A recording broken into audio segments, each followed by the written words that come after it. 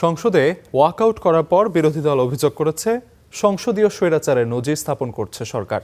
নেতারা বলেন, বিএনপি বিরোধী দলের সাথে যে আচরণ করেছে তা আওয়ামী লীগও করেনি। অন্যদিকে সংবিধান সংশোধন কমিটিতে যোগ না দিয়ে বিরোধী দল জনগণের সাথে প্রতারণা করেছে বলে মন্তব্য করেন স্বরাষ্ট্রমন্ত্রী।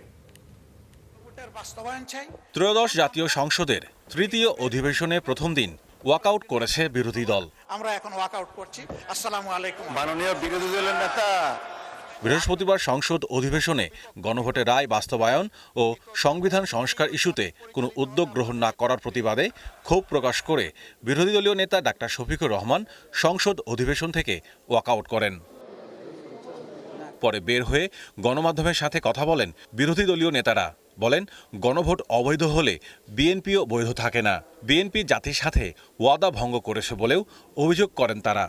এখন সেগুলো বিচ্ছিন্নভাবে আনা হচ্ছে এবং পাশ করিয়ে নিজেদের মতো করে তারা আনছে এবং পাশ করিয়ে নিয়ে যাচ্ছে। ফলে সেটার প্রতিবাদ স্বরূপ আমরা একটা সংসদীয় একটা স্বেচ্ছাচারিতা দেখতে পাচ্ছি, সংসদীয় একটা স্বৈরতন্ত্র দেখতে পাচ্ছি সরকারের পক্ষ থেকে, যেখানে স্পিকার এবং সরকার দল তারা এককভাবে এই পুরা জিনিসটা পরিচালনা করছে সংসদ। ফলে সেটার প্রতিবাদ স্বরূপ আমরা বের হয়ে এসেছি। বিএনপি বিরোধী দলের সাথে যে আচরণ করছে এটা অতীতে আওয়ামী লীগও সেটা করেনি।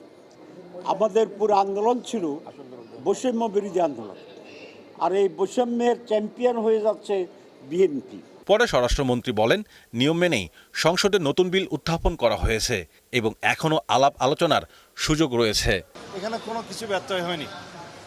আমরা যদি বলি বিরোধী দল সংবিধান সংশোধনী কমিটিতে না এসে তারাই বরং জনদাবিকে উপেক্ষা করছে।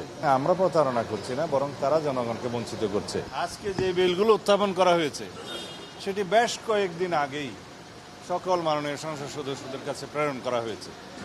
আজকে বিলটা শুধু উত্থাপিত হয়েছে। এদিকে চিফ হুইপ বলেন, বিরোধী দলকে নিয়ে সংস্কার করতে চায় সরকার, প্রয়োজন ইতিবাচক সাড়া। তিনি আরও জানান, 30 আগস্ট পর্যন্ত অধিবেশন মুলতবি করা হয়। তারা এসে আমাদের যেভাবে কাজ করছি অথবা অন্য যেভাবে বলে সব মিলিয়ে আলোচনার ভিত্তিতে আমরা এই সমস্যার সমাধান করতে চাই। Mahmudul Hasan, star news, Dhaka.